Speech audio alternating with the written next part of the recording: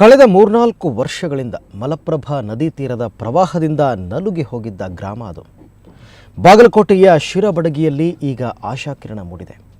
ಇವರ ಬಾಳಲ್ಲಿ ಮಂದಹಾಸ ಮೂಡಿಸಿರೋದು ಸಂಸದ ರಾಜೀವ್ ಚಂದ್ರಶೇಖರ್. ಆರ್ಸಿ ಫೌಂಡೇಶನ್ ನೇತೃತ್ವದಲ್ಲಿ ನಿರ್ಮಿಸಿದ 293 ಆಸರೆ ಮನೆಗಳ ಹಸ್ತಾಂತರ ಕಾರ್ಯ ಇವತ್ತು ನಡೆಯುತ್ತೆ.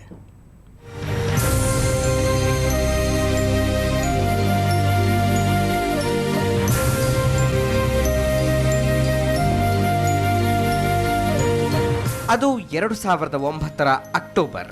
ಮಲಪ್ರಭಾ ನದಿಯ ಪ್ರವಾಹದಿಂದ ಬಾಗಲಕೋಟೆ ಜಿಲ್ಲೆಯ ಬಾದಾಮಿ ತಾಲೂಕಿನ 293 ಮನೆಗಳು ಮುಳುಗಡೆ ಆಗಿದ್ವು.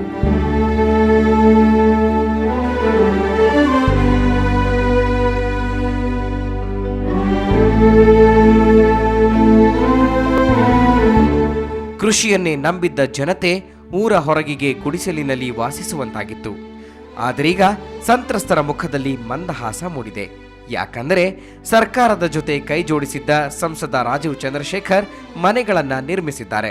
ಆರ್ಸಿ ಫೌಂಡೇಶನ್ ಸುಮಾರು 30 ಎಕರೆ ಪ್ರದೇಶದಲ್ಲಿ ನಿರ್ಮಿಸಿರೋ 293 ಆಸರೆ ಮನೆಗಳನ್ನ ಇವತ್ತು ಹಸ್ತಾಂತರ ಮಾಡಲಿದೆ.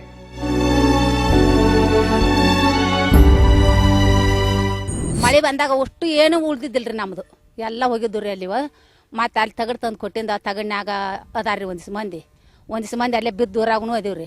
ಕಟ್ಟಿಸ್ತಾರ್ಗಿ ಇಟ್ಟು ಪುಣ್ಯ ಬರ್ತ್ರಿ, ಕೊಟ್ಟಾರ್ಗಿ ಪುಣ್ಯ ಬರ್ತಾ. ಇದ್ರ ಹಿಂದೆ ಏನಾರು ಒಂದು ನಮ್ಗೆ ಯಾವ್ದಾರ ಉಪಚಾರ ಮಾಡ್ಬೇಕು. ಏನು ಒಂದು ದನಕರಿಗೆ ನೀರಿಲ್ಲ, ಮನುಷ್ಯರಿಗೆ ನೀರಿಲ್ಲ. ಆರ್ಯಾನಕ್ಕೆ ತಂದು ಒಗದಾರ. ಶಿರಬಡಗಿ ಪುನರ್ವಸತಿ ಕೇಂದ್ರಕ್ಕೆ 2009ರ ನವೆಂಬರ್ 2ರಂದು ಆಗ ಸಿಎಂ ಆಗಿದ್ದ BS ಯಡಿಯೂರಪ್ಪ, ಸಂಸದ ರಾಜೀವ್ ಚಂದ್ರಶೇಖರ್ ಉಪಸ್ಥಿತಿಯಲ್ಲಿ ಭೂಮಿ ಪೂಜೆಯನ್ನ ನೆರವೇರಿಸಲಾಗಿತ್ತು. ಇನ್ನು ಶಿರಬಡಗಿ ಗ್ರಾಮದ ಜನತೆ ಪ್ರವಾಹದಿಂದ ಪಟ್ಟ ಪಾಡು ಅಷ್ಟಿಷ್ಟಲ್ಲ. ಇವರ ಬವಣೆಯನ್ನ ಅರಿತ ರಾಜೀವ್ ಚಂದ್ರಶೇಖರ್ ಆರ್ಸಿ ಫೌಂಡೇಶನ್ ವತಿಯಿಂದ 293 ಮನೆಗಳನ್ನು ಕಟ್ಟಿಸಿದ್ದಾರೆ.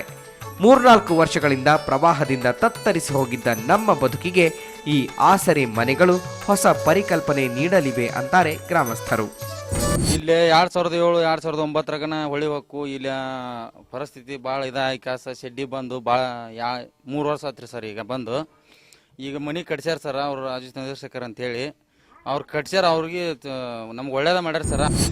ಒಟ್ನಲ್ಲಿ ಆರ್ಸಿ ಫೌಂಡೇಶನ್ ನೇತೃತ್ವದಲ್ಲಿ ನಿರ್ಮಿಸಿಕೊಟ್ಟ 293 ಆಸರೆ ಮನೆಗಳು ಶಿರಬಡಗಿ ಗ್ರಾಮಸ್ಥರ ಬಾಳಿನಲ್ಲಿ ಆಶಾ ಕಿರಣ ಮೂಡಿಸಿದೆ.